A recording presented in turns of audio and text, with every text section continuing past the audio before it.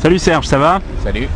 Alors toi, tu es un ancien de France Télécom et tu as passé plusieurs années chez l'opérateur. Est-ce que tu peux nous expliquer un peu ton parcours? J'ai passé effectivement plus de 30 ans chez France Télécom où j'ai travaillé dans l'informatique interne et où j'ai travaillé sur tout type de projets et particulièrement sur les 15 dernières années sur des projets de déploiement de grande envergure à l'échelle du groupe. Avec deux projets particuliers sur les 10 dernières années qui sont des projets de migration de messagerie et des projets de migration de postes de travail. Et donc ça t'a conduit à développer des outils pour automatiser ces migrations? Alors effectivement, l'objectif de ces projets, c'était de déployer de la messagerie, déployer du poste de travail.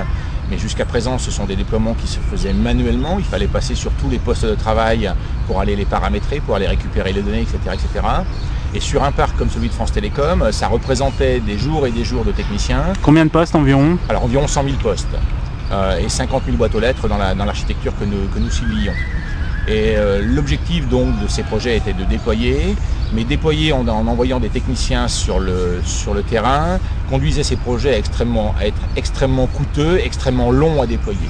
D'où l'idée de déployer et de réaliser une plateforme capable d'automatiser l'ensemble des tâches à réaliser. D'accord. Alors ça vous a fait gagner, je suppose, beaucoup de temps, mais aussi beaucoup d'argent. Effectivement, la durée des projets elle a été très raccourcie.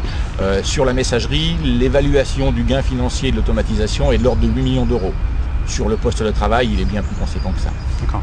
Et tu peux nous dire concrètement ce que tu migres sur le poste de travail?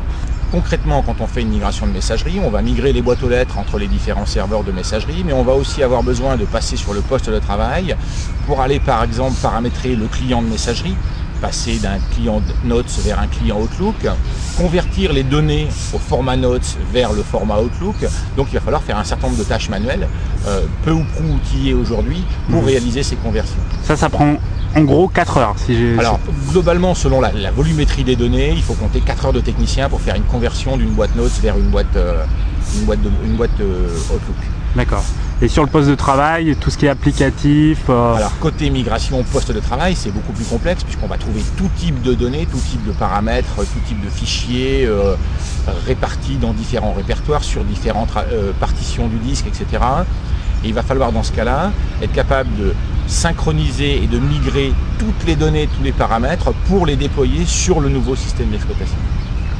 Et alors là, tu as entamé une nouvelle vie puisque tu es devenu entrepreneur sur la base un petit peu de ce développement d'outils. Explique-nous un petit peu cette reconversion. Alors effectivement, ces plateformes, elles ont été développées pour France Télécom, mais elles ont été développées de manière à être très génériques et réutilisables. D'où l'idée qui nous est venue de proposer ces services de migration sur ces plateformes, à l'aide de ces plateformes, aux entreprises autres que celles de France Télécom.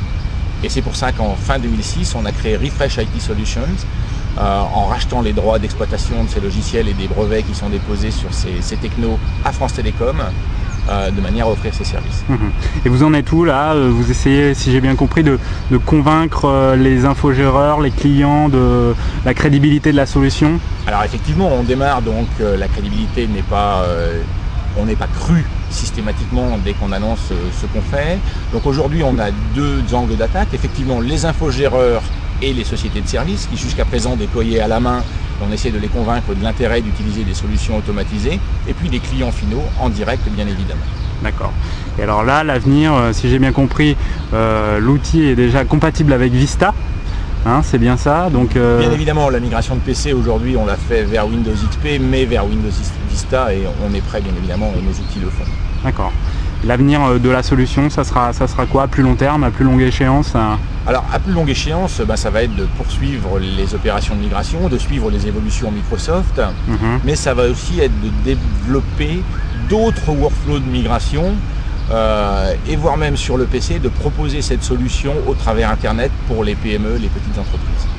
Eh ben, écoute, merci Serge, on va te souhaiter bon courage et bonne chance dans cette aventure, et merci d'avoir répondu à nos questions. Merci à toi Bertrand.